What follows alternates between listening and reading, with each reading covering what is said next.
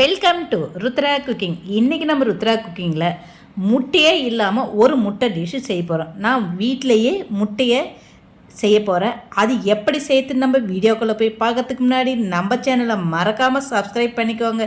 சமையல் பண்ணுங்கள், ரொம்ப ரொம்ப சந்தோஷமாக இருங்க. வாங்க வீடியோக்குள்ளே போயிட்டு முட்டையை எப்படி செய்யறதுன்னு பார்க்கலாம். முட்டை டிஷ்ஷு செய்யறதுக்கு நான் ஒரு பாசிப்பருப்பு ஒரு 500 கிராம் எடுத்திருக்கேன். இந்த பாசிப்பருப்பை நல்லா தண்ணி ஊற்றி கழுவிட்டு நல்ல தண்ணி ஊற்றி ஒரு 2 மணி நேரம் ஊற வச்சிடலாம். இது நல்லா ஊறட்டும். இப்போ 2 மணி நேரம் ஆயிடுச்சு. நம்ம பாசிப்பருப்பு ஊறி இருக்கிறத திறந்து பார்த்துடலாம். பாசிப்பருப்பு நல்லா ஊறி இருக்குது. இந்த ஊறின பாசிப்பருப்பை மிக்ஸி ஜாரில் சேர்த்துக்கணும். மிக்ஸி ஜாரில் சேர்த்து நல்லா முழுக்கு மாதிரிலாம் அரைச்சிடாதீங்க. கொஞ்சம் ரவை பதத்துக்கு அரைச்சி எடுத்துக்கோங்க. அப்போ தான் முட்டை டிஷ்ஷு செய்யறதுக்கு நம்ம இட்லி வைக்கணும், அந்த இட்லி டேஸ்ட்டாக இருக்கும். அதனால் இதை கொஞ்சம் குறப்பாக ரவை பதத்துக்கு அரைச்சி எடுத்துக்கோங்க. மொத்தத்தையும் போட்டு அரைச்சி அதிகமாக இருந்தால் பாதியாக சேர்த்துக்கோங்க. இப்போ ஒரு பேட்ச் அரைச்சிட்டோம். அதை நம்ம ஒரு பவுலில் சேர்த்துக்கலாம். இப்போ மீதி இருக்கிறத எல்லாத்தையுமே நம்ம அரைச்சி எல்லாத்தையும் பவுலில் சேர்த்துக்கலாம். சேர்த்துக்கிட்டு அதுக்கு போதுமான அளவு உப்பு கலந்துக்கலாம். உப்பு போட்டு நல்லா கலந்துட்டு ஒரு பெரிய பிளேட் எடுத்துக்கலாம். அந்த பிளேட்டில் நல்லா எண்ணெயை அப்ளை பண்ணிக்கலாம். அந்த அப்ளை பண்ண பிளேட்டில் நம்ம அரைச்சி வச்சுருக்கிற அந்த பாசிப்பருப்பு எல்லாத்தையுமே நம்ம சேர்த்துக்கலாம். சேர்த்ததை நம்ம குக்கரில் வச்சு வேக வைக்கணும். முட்டையே சாப்பிடாதவங்க கூட இந்த வீட்டில் செய்கிற முட்டையை அவ்வளோ அருமையாக சாப்பிடுவாங்க. இப்போ நம்ம குக்கர் எடுத்துக்கலாம். குக்கரில் அந்த பாசிப்பருப்பு தட்டை வச்சு இப்போ நம்ம மூடி போட்டு மூடிடலாம். இதை ஒரு 20 நிமிஷம் நம்ம வேக வைக்கணும். நார்மலாக இட்லி வேக வைக்கிறோமோ அதே மாதிரி தான், விசில் போட வேண்டாம். இப்போ 20 நிமிஷம் ஆயிடுச்சு. குக்கர் நம்ம ஓப்பன் பண்ணி பார்த்துடலாம். வெந்திருக்கு, நல்லாவே வந்திருக்கு. எப்படி டெஸ்ட் பண்ணலான்னா ஒரு கத்தி எடுத்து குத்தி பார்த்தீங்கன்னா, கத்தியில் மாவு ஓட்டலைன்னா இட்லி நல்லா வெந்திருக்கு. அதை நல்லா ஆற வச்சிடலாம். ஆற வச்சுட்டு அதை ஸ்லைஸாக நம்ம கட் பண்ணணும். ஷேப்லாம் தேவையில்லை.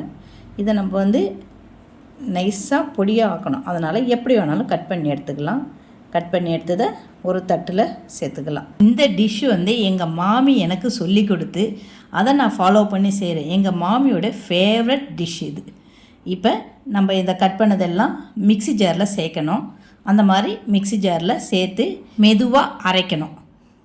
வேகமாக அரைச்சிங்கன்னா குழக்குழன்னு ஆகிடும். ஃபல்ஸ் முடல் ஆகிடுச்சு. அப்படியே பூ மாதிரி உதிரியாக வரும்.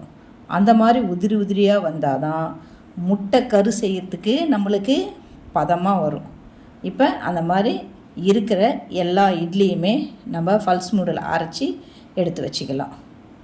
இப்போ எல்லாமே அரைச்சாச்சு. இதை நம்ம ஒரு பவுலில் எடுத்து வச்சுக்கலாம். அதுக்கப்புறம் நம்ம முட்டைக்கு மேலே செய்வோம் இல்லையா வெள்ளைக்கரு, அது செய்கிறதுக்காக பச்சரிசி மாவு எடுத்திருக்கேன். அந்த பச்சரிசி மாவு 2 டம்ளர் எடுத்திருக்கேன். 1 டம்ளருக்கு 1.25 கிளாஸ் தண்ணி எடுத்துக்கணும். இப்போ 2 டம்ளர் எடுத்திருக்கேன். அதனால் 2.5 கிளாஸ் தண்ணி ஊற்றிக்கணும். அதில் கொஞ்சம் உப்பு சேர்த்துக்கலாம். அந்த உப்பு கூடயே கொஞ்சம் எண்ணெயும் சேர்த்து நல்லா கொதிக்க விடணும். தண்ணி நல்லா கொதிச்சாதான் நம்ம மாவு சேர்க்கணும். அதனால் தண்ணி கொஞ்சம் கொதிக்கட்டும். இப்போ தண்ணி கொதிக்குது. இப்போ நம்ம எடுத்து வச்சுருக்கிற அந்த பச்சரிசி மாவை இதுவும் கூட சேர்த்துக்கிட்டு மீடியத்தில் வச்சுக்கோங்க. ஸ்டவ்வை வச்சுக்கிட்டு ஒரு 10 நிமிஷம் வேகட்டும். சில்வர் ஏனம் அடி பிடிச்சிக்கும். நீங்கள் எந்த பாத்திரத்தில் வேணாலும் வச்சுக்கலாம். இது மாதிரி சில்வர் பாத்திரம் வச்சு நான் அடி பிடிச்சிக்கும். அதனால் பார்த்து செஞ்சுக்கணும். இப்போ 10 நிமிஷம் ஆயிடுச்சு. ஸ்டவ் ஆஃப் பண்ணிடலாம். ஆஃப் பண்ணிவிட்டு நம்ம அதை நல்லா கலந்து விட்டுக்கணும். கலந்து விட்டதை நல்லா பிசையணும். அதுக்காக அது நல்லா ஆற வைக்கணும். ஆற வச்சிடலாம்.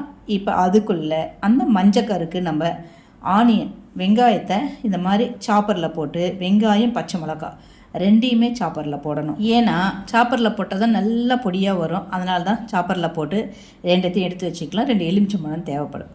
அப்புறம் ஒரு வானல் வச்சுக்கலாம். வானலில் எண்ணெய் ஒரு 4 ஸ்பூன் விட்டுக்கலாம். எண்ணெய் சூடானதுமே கொஞ்சமாக கடுகு சேர்த்துக்கலாம். கடுகு படப்படன்னு பொரிஞ்சதுமே நம்ம சாப் பண்ணி வச்சுருக்கிற வெங்காயத்தை முதல்ல சேர்த்துக்கலாம். அதுக்கப்புறம் பச்சை மிளகாவும் இது கூடயே சேர்த்து நல்லா பொன்னிறமாக வதக்கணும். நல்லா பொன்னிறமாக வதங்கினா தான் டேஸ்ட்டாக இருக்கும். அதனால் பொன்னிறமாக வதக்கிட்டு அதுக்கப்புறமா கொஞ்சம் கருவேப்பிலையும் இதே மாதிரி நம்ம பொடிச்சு எடுத்துக்கணும்.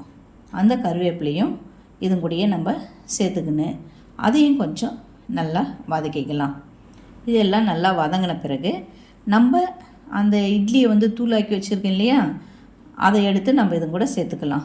இப்போ சேர்த்து எல்லாத்தையும் நல்லா கலந்து விட்டுக்கிட்டு அதில் உப்பு, ஏற்கனவே உப்பு போட்டுருக்கோம். இப்போ வெங்காயம் பச்சை மிளகாய் சேர்த்துருக்கேன் இல்லையா, அதனால் கொஞ்சம் உப்பு தேவைப்படும். உப்பையும் போட்டு இப்போ கொஞ்சம் நல்லா கலந்து விட்டுக்கலாம். கலந்து விட்டு இதை அப்படியே ஆற வச்சுட்டு கடைசியாக ஒரு எலுமிச்சம்பழம் நான் காமிச்சேன் இல்லையா, 2 எலுமிச்சம்பழத்தை பிழிஞ்சு இதில் சேர்த்துக்கிட்டோம்னா சூப்பராக அப்படியே புளிப்பு காரம் எல்லா டேஸ்ட்டும் நல்லா இருக்கும். இப்போ இதை கொஞ்சம் நல்லா ஆற வச்சுட்டு அதை என்ன பண்ணணும், சின்ன சின்ன உருண்டியாக பிடிச்சி வைக்கணும். முட்டைக்குள்ளே மஞ்சள் கரு எப்படி இருக்கும் அதே மாதிரி இதை நல்லா உருண்டியாக இருக்கிற மாவு எல்லாத்தையுமே இந்த மாதிரி உருண்டியாக நம்ம பிடிச்சி வச்சுக்கலாம். இப்போ எல்லா மாவுமே நம்ம உருண்டை பிடிச்சி வச்சிட்டோம். அடுத்த ஸ்டெப்பு என்னென்னா, நம்ம அந்த அரிசி மாவு ஆற வச்சுருக்கோம் இல்லையா, அதை நம்ம நல்லா பிசைஞ்சிக்கணும். சாஃப்டான பதம் வர வரைக்கும் கொஞ்சம் நல்லா தண்ணி வேணும்னா தண்ணி தெளித்து நல்லா பிசைஞ்சி இந்த மாதிரி சாஃப்டாக வர வரைக்கும் பிசைஞ்சி எடுத்துக்கணும். பிசைஞ்சி எடுத்த மாவை சின்ன உருண்டியாக எடுத்து நல்லா கிண்ணம் மாதிரி செய்யணும். கிண்ணம் மாதிரி செஞ்சால் தான் அதுக்குள்ளே அந்த முட்டைக்கருவை நம்ம வைக்க முடியும். அதனால் இப்போ பாருங்கள், இந்த மாதிரி நல்லா ரவுண்ட் ஷேப்பில் கிண்ணம் மாதிரி செஞ்சுட்டு அந்த மஞ்சள் கரு உருண்டை வச்சேன் இல்லையா, அதை இதுக்குள்ளே வச்சு நல்லா சூப்பராக மூடிடலாம். இந்த பாருங்கள், இதே மாதிரி மூடி எல்லாத்தையுமே அதை மாதிரி செஞ்சு வச்சுட்டு ஒரு குக்கர் எடுத்து வச்சுக்கோங்க. குக்கருக்குள்ளே நம்ம செஞ்சு வச்சுருக்கிற எல்லா முட்டையும் எடுத்து உள்ளே வச்சிடலாம். இந்த மாதிரி அழகாக அடுக்கி வச்சுடுங்க. அடுக்கிட்டு மூடி போட்டு மூடி வச்சுட்டு ஒரு 10 நிமிஷம் நல்லா வேகட்டும். அது எப்படி வெந்திருக்குன்னா மேலே பார்க்கறதுக்கு மினுமினுப்பாக இருக்கும். அதனால் ஒரு 10 நிமிஷம் வேகட்டும். வெந்ததுன்னு திறந்து பார்த்துங்க எவ்வளோ மினுமினுப்பாக இருக்குது பாருங்கள். இதுதான் கரெக்டான பதம். இப்போ நல்லா வெந்துடுச்சு. இதை கொஞ்சம் நல்லா ஆற வச்சுடுங்க. ஆற வச்சுட்டு ஒரு வானல் ரெடி பண்ணிவிடுங்க. வானலில் கொஞ்சம் எண்ணெயை விட்டுக்கோங்க.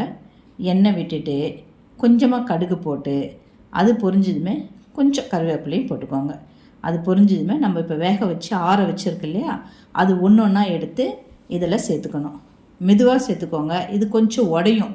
முட்டையை கூட வேக வச்சா உடையும் இல்லை, அது மாதிரி இதுவும் கொஞ்சம் உடஞ்சிடும். அதனால் பார்த்து பதமாக செய்யுங்க.